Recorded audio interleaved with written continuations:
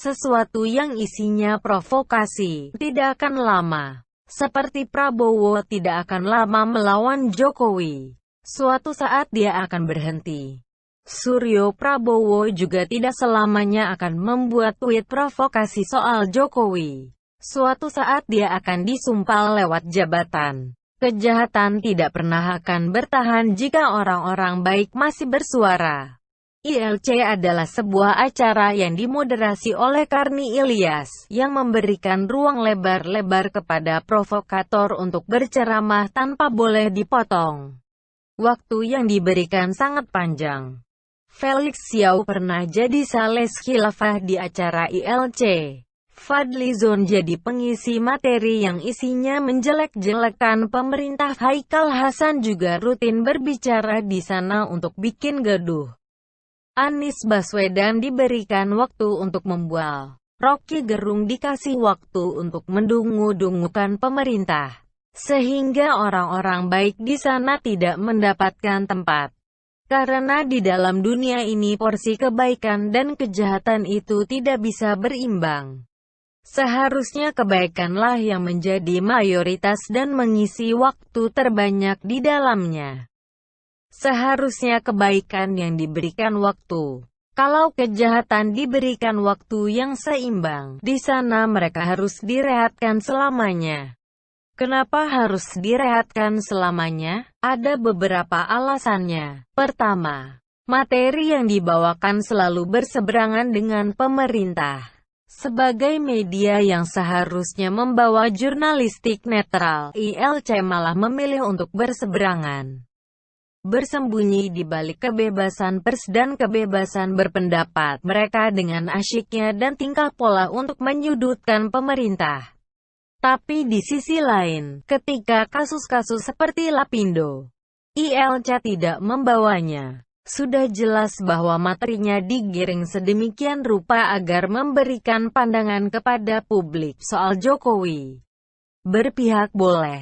Tapi kalau sampai terus-menerus menyudutkan pemerintah itu tidak baik. Kedua, masalah pemateri. Pemateri yang dibawa sangat bermasalah. Beberapa di antaranya adalah John Ruginting, Ahmad Dhani dan berbagai sosok yang malah bermasalah dengan hukum. Ada juga sales khilafah, Felix Xiao yang anti dengan NKRI, tidak mau cium bendera. Pemateri yang diundang adalah mereka-mereka yang tidak bisa memberikan pandangan agar masyarakat lebih mencintai negara ini. Orang-orang baik yang diundang juga tidak diberikan kesempatan untuk membawakan materi dengan lugas. Ketiga, masalah Karni Ilyas. Orang ini sepertinya terlalu berat sebelah. Dia memang kelihatannya tidak bisa berbuat banyak terkait kejahatan yang diendorse oleh orang-orang yang menjadi narasumber. ILC ini membawa lebih banyak mudarat daripada manfaat. Acara ini tidak lebih dari sebuah pagelaran kejahatan yang dimoderasi langsung oleh Karni Ilyas.